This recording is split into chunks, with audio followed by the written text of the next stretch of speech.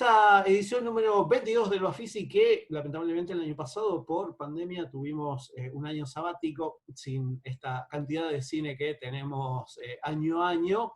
Por suerte volvió en este 2021 y tenemos la oportunidad de ver películas. En este caso, un documental se titula La Dormida, dirigido en este caso por Natalia Lavaqué, que está del otro lado para charlar un poquito acerca de su película. Primero que nada, le doy la bienvenida y las gracias por estar del otro lado para charlar un poquito de esta su película. Sí, ópera prima, gracias, Pablo. Hice una peli bueno, que me llevó como 7 años de laburo. Empecé filmando a las mujeres de mi familia porque veía que estaban un poco deprimidas en general, como varias de ellas. Y a partir de ahí, bueno, luego de varios años de trabajar en el registro de algunas escenas, empecé a mirar material de archivo familiar, material que había filmado mi abuela paterna, que bueno, filmaba un poco el ascenso político de mi abuelo, que es Juan Lavaqué, que estaba haciendo una carrera para ser presidente del PJ en Capital en los 90 y primer diputado menemista. Y bueno, y me pareció muy interesante como poder construir desde su registro ese punto de vista, sí, como cercano al poder y como un poco obnubilada, y como ese relato que ella podía construir desde las sombras y desde los márgenes, era como su forma de poder pertenecer en ese universo que está gobernado por hombres, no muy distinto ahora, pero bueno. Y es un poco el retrato de una familia también en decadencia, una familia de la derecha peronista, que es algo que también me parece súper interesante porque no está muy tratado en el cine. Y, bueno, por ahí un poco sí en la literatura, pero no tanto en la representación cinematográfica. Y bueno, eso. Y somos un equipo enorme de personas increíbles trabajando. No sé si enorme, en realidad somos bastante pocas, pero la mayoría mujeres. Bueno, Anita Remón, que fue la montajista, tuvo mucho que ver en el proceso de entender cómo estructurar los materiales que eran como material de archivo, ¿no? Que filmaba mi abuela, y materiales filmados por mí en el presente. Bien. Es una película que no tiene voz en off, entonces es como que, bueno, no te dice lo que tenés que pensar, digamos. Como...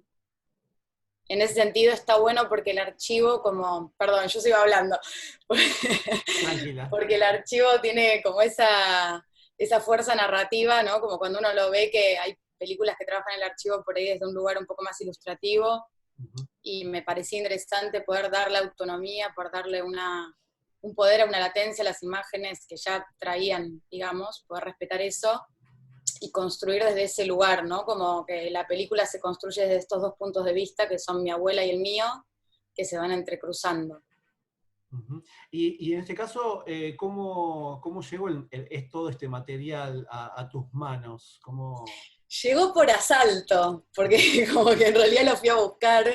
Sabía que existía, porque mi abuela siempre registró todo, era su forma de estar en el mundo y de relacionarse también con sus vínculos desde lo afectivo. Sacaba muchas fotos y filmaba, y lo hacía muy bien, y era una fanática de las cámaras. Entonces, bueno, como que sabía que existía ese material, pero no sabía que o sea, yo sabía que existía todo ese material más familiar, pero no sabía que existía ese otro material más del universo público, de lo político, de las campañas, de que la tipa iba a la radio, iba a la televisión, y lo filmaba él como, bueno, como el líder, ¿no? Como haciendo todo para poder ponerlo en ese lugar de poder. Y me parecía interesante eso, como ese lugar de la mujer ahí construyendo un relato, en definitiva. Y vos de alguna de esas cosas que viste cuando descubriste o cuando viste los videos, ¿vos te acordabas de esa época? ¿Vos estabas cerca de tu abuela en esos años? Un poquito, me acuerdo un poco que una vez fuimos a un evento donde una señora me dijo, vos sos la nieta de la Baqué, está en todas las calles, está en los afiches, vi que había una campaña, no sé qué, como que... Y eso me llamó la atención cuando era chiquita, sí. Pero no tengo tantos recuerdos de haber ido a los eventos políticos. Ujú. Sí recuerdo, pero esto no sé si es un recuerdo, sino es más como un saber, como algo que mi propio linaje, ¿no? Que crecí en esta familia donde todo el tiempo se hablaba de política y era como de lo único que se hablaba, de eso y de fútbol.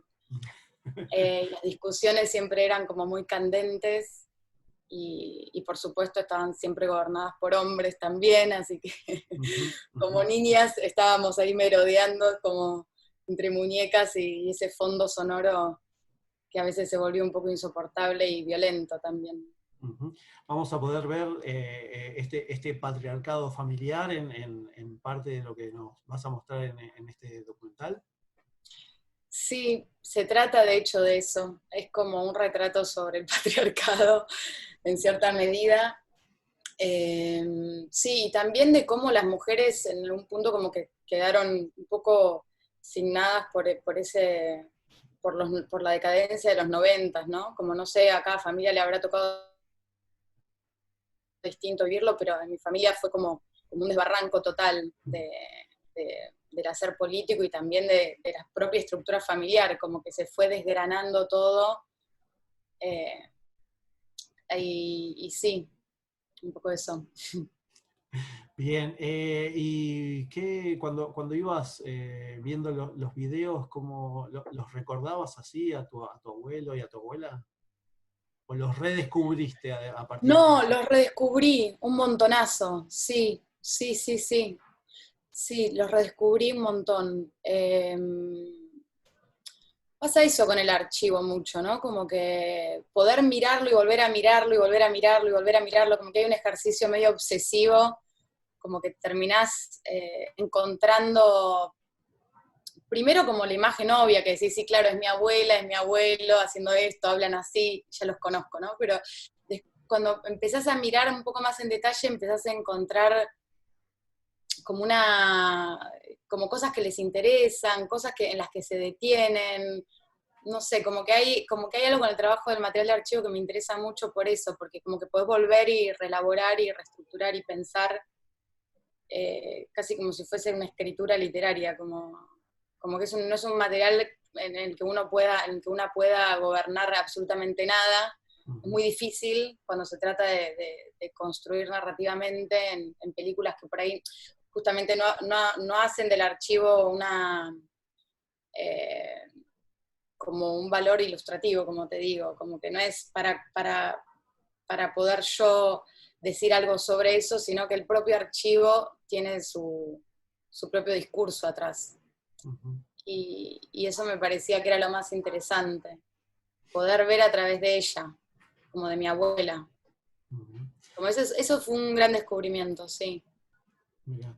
Y me imagino que debe haber quedado bastante afuera. La peor, las decisiones en el montaje y en la edición deben haber sido difíciles, ¿no? Sí, fue arduo el trabajo, fue muy difícil porque había escenas que eran demasiado buenas de archivo, eran demasiado buenas, demasiado espectaculares, y justamente para poder balancear, como que no haya algo que se fuera como del tono con el que veníamos trabajando, hubieron escenas que para mí eran increíbles, que yo quería que estuviesen, pero que no funcionaban, como que hacían que lo otro perdiese demasiado valor, y sí, que como que son escenas que por ahí condensan demasiado sentido y por ahí aceleran algo el proceso de la sensación y del ritmo que necesitas para poder entrar justamente en esa forma de mirar de este personaje.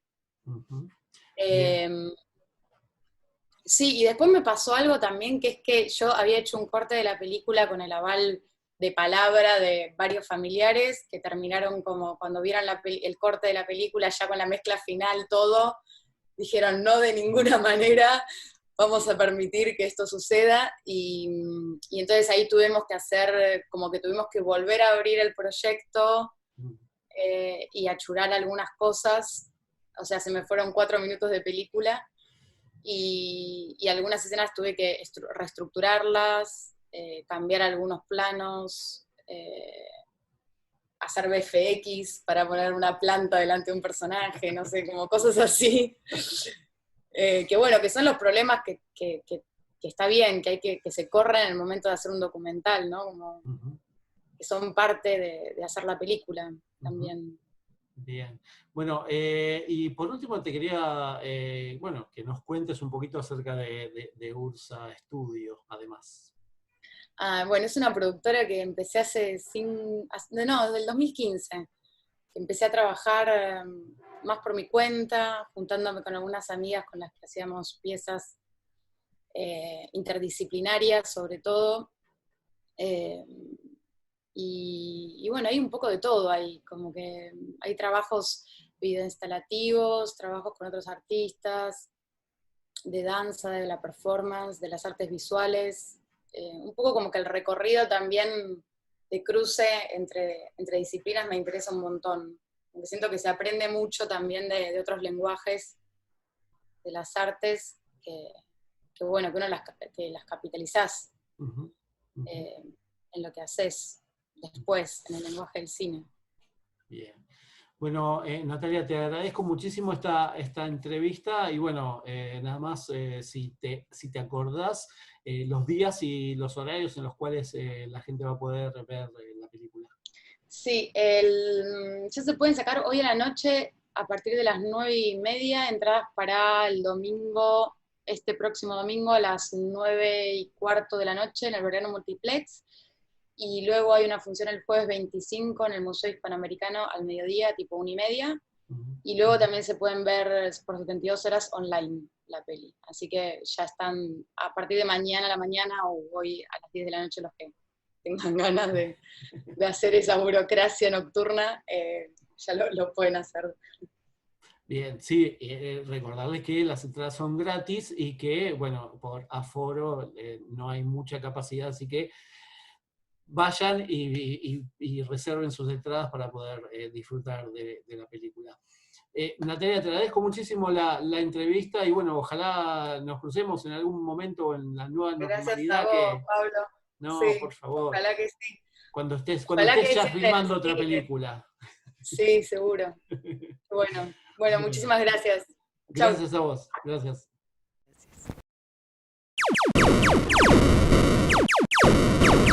Gracias.